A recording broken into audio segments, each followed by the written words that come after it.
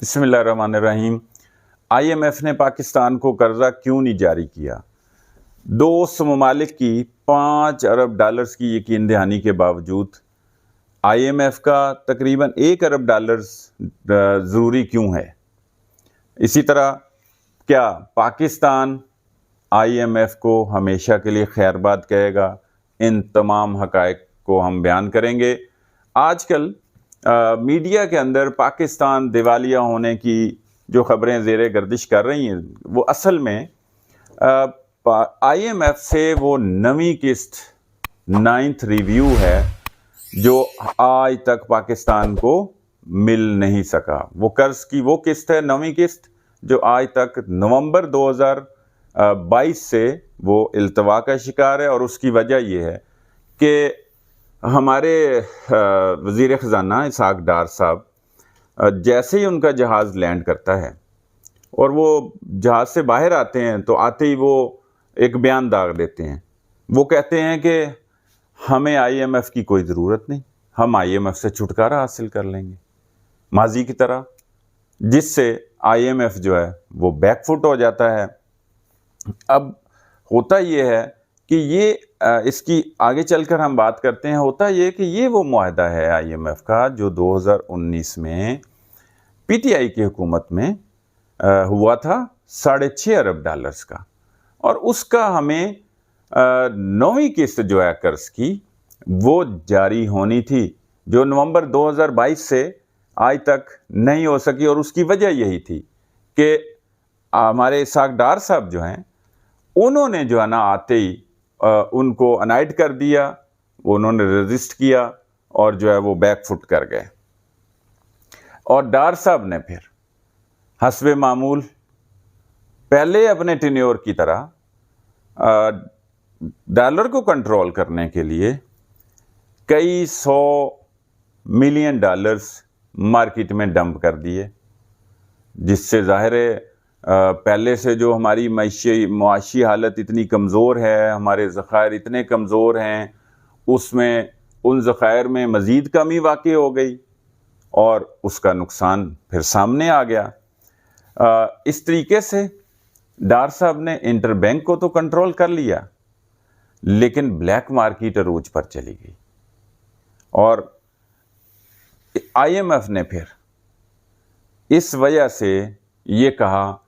کہ ڈالر کو اوپن چھوڑا جائے۔ اب ڈالر اوپن چھوڑا گیا تو مہنگائی کا ایک ریلا جو ہے وہ آ گیا اور مہنگائی بڑھ گئی۔ اب مہنگائی بڑھ گئی تو لوگوں کی قوت خرید کم ہو گئی، اور جب بائنگ پاور ہی نہ ہو تو جو ٹیکس ریونیو ٹارگٹ ہوتا ہے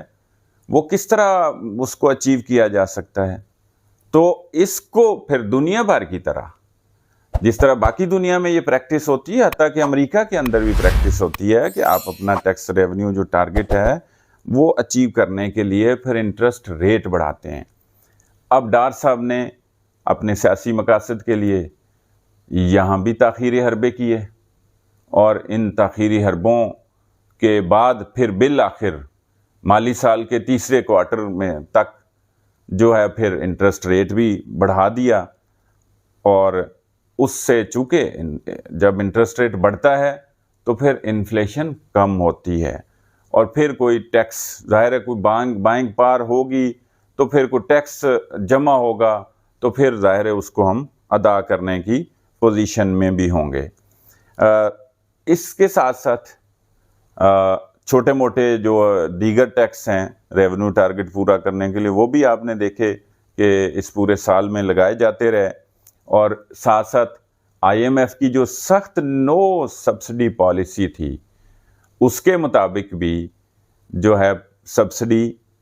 دینے سے ہمیں گریز کرنا پڑا، چونکہ یہ ہم مسلسل اپنے سیاسی مقاصد کے لیے، معاشی حالات کیا ہیں، اس کے کیا تقاضے ہیں، ہم اپنی سیاسی مقاصد کے لیے کئی ایڈوینچر بھی کرتے ہیں، جن میں ایک سبسڈی دینے کا بھی ہے، جو اصل میں تو ایک وقتی ریلیف ہوتا ہے لیکن اس کا نقصان بھی ہوتا ہے۔ تو IMF کی بھی سخت پالیسی کے وجہ سے پھر ہمیں یہ سبسڈی بھی روکنی پڑی۔ جو ایکسٹرنل ڈیٹ پیمنٹس تھی اس کے سلسلے میں ہمیں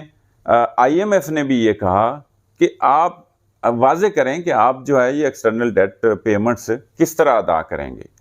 اور ہمیں اس دوران جو ہے وہ کوئی بیرونی امداد بھی نہیں آئی تھی. تو ہم نے پھر جو ہے نا دوست ممالک کا رخ کیا, اور یہ آئی ایم ایف کی بھی یہی تھی کہ آپ اس کے علاوہ کوئی چارہ نہیں تھا کہ آپ جو ہے نا باقی اپنے دوست ممالک سے قرضہ حاصل کریں. تو پھر آپ نے دیکھا کہ آرمی چیف جو ہیں وہ بھی چائنا گئے ہیں, ہمارے وزیر اعظم شہباز شریف جو ہیں وہ سعودی عرب بھی گئے ہیں, ہمارے وزیر خزانہ نے بھی ہمارے مختلف دوست ممالک کا دورہ کیا, اور اس کے نتیجے میں پھر ہمیں 5 ارب سے زائد یقین دہانیاں, 5 ارب ڈالر سے زائد ہمیں کچھ یقین دہانیاں ہو گئیں. سعودی عرب نے 2 ارب ڈالر کی یقین دہانی کرائی, یو اے ای نے 1 ارب ڈالر کی یقین دہانی کرائی, چائنا جو ہے وہ اس نے اپنے ہمیں رول اوور اور ری فنانسی کی مد میں 2.25 ارب کی یقین دہانی کرائی. اور ساتھ یہ صرف یقین دہانیاں تھیں, ساتھ یہ کہا کہ ہم نے تو چونکہ اب ایزی منی کی جو پالیسی ہے وہ ظاہر ہے, اب ہر ملک جو ہے وہ اس طریقے سے پہلے کی طرح آسانی سے قرضہ نہیں دے دیتا, اور ہمارے کمزور ملک ہماری طرح کے ممالک کو تو ہرگز ایزی منی جو ہے وہ ادا نہیں کی جاتی قرض کی مد میں. تو اس پالیسی پہ بھی چونکہ سختی سے عمل کیا جاتا ہے, تو جس طرح یو اے ای نے کہا کہ اب ایزی منی نہیں ادا کی جائے گی, قرض نہیں دیا جائے گا, تو اس وجہ سے پھر جو ہے وہ ہمیں انہوں نے یہ شرائط ساتھ عائد کیں, سعودی عرب نے بھی, یو اے ای نے بھی اور چائنا نے بھی, کہ آپ پہلے آئی ایم ایف سے جو آپ نے اپنا قرض لینا ہے, اپنی قرض کی جو 9ویں قسط ہے وہ لینی ہے, وہ لیں تو پھر ہم آپ کو قرض ادا کریں. آئی ایم ایف کے ساتھ 2019 میں جو معاہدہ ہوا تھا وہ 30 جون 2023 تک مکمل ہو رہا ہے. جون کے تیسرے ہفتے میں بورڈ کی میٹنگ ہونے جا رہی ہے, جس میں ہم اگر اپنی 9ویں قسط کے حصول میں کامیاب ہو گئے بھی تو جو 10ویں اور 11ویں قسط ہے اس کا تو سوال ہی پیدا نہیں ہوتا. مطلب یہ ہے کہ 1.1 ارب ڈالر جو ہے وہ ہم حاصل کر پائیں گے,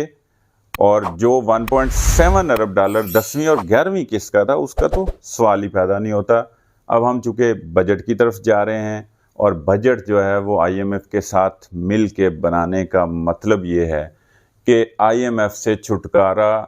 تو ہم ہرگز حاصل نہیں کر رہے, بلکہ ہم آئی ایم ایف کے ساتھ ہی چل رہے ہیں اور اگلا معاہدہ کریں گے. اور اسی طرح ہمارے دوست ممالک کی بھی چونکہ جو امداد یا قرضہ دینے کی جو شرائط ہیں وہ بھی یہی ہیں کہ آئی ایم ایف کے ساتھ آپ چلیں گے تو پھر ہی ہم آپ کو قرض ادا کریں. گویا ہمارا معاشی مستقبل آئی ایم ایف کے ساتھ ہی وابستہ ہے.